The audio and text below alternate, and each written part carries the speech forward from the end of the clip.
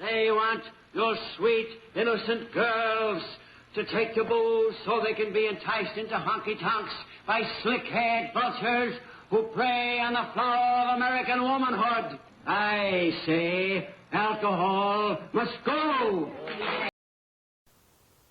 It's a funny thing, but when we think of Prohibition, America's ill-fated attempt to ban alcohol in the 1920s and early 30s, we end up picturing a drinking culture much more decadent than any other period of history.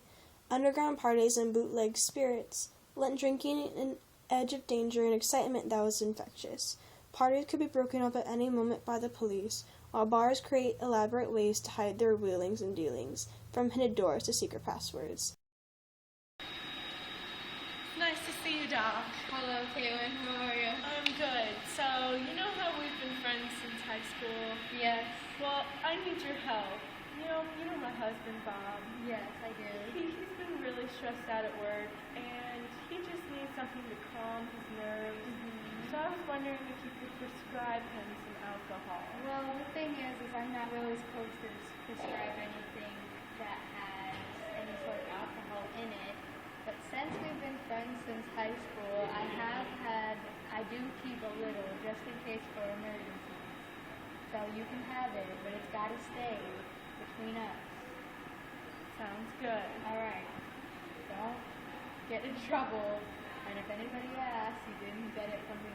Okay. Thank you for the prescription. You're welcome. While a main goal when ratifying the Prohibition Act was to stop the severe alcoholism, it backfired. Not only were people drinking more than the time of Prohibition, but more people were drinking.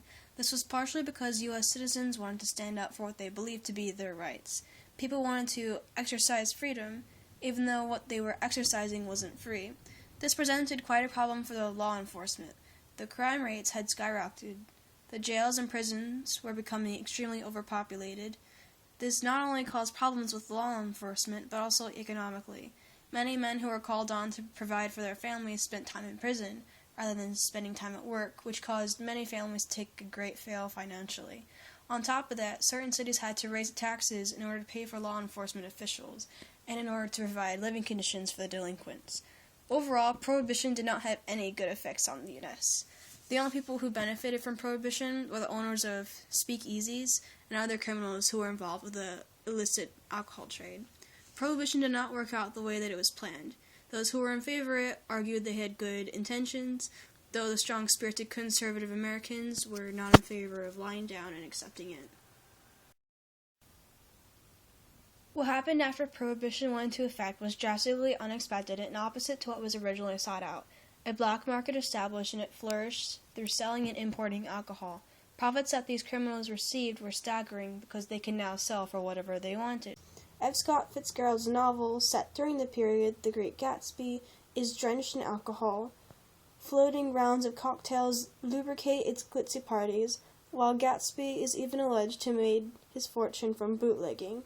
And in Baz Luhrmann's new film adaptation of the book, the screen is filled with dazzling acres of champagne, including couplets throughout.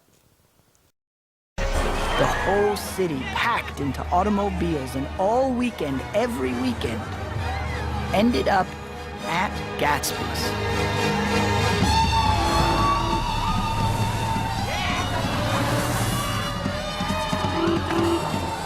And I mean everyone, from every walk of life, from every corner of New York City. This kaleidoscopic carnival spilled through Gatsby's door. My invitation.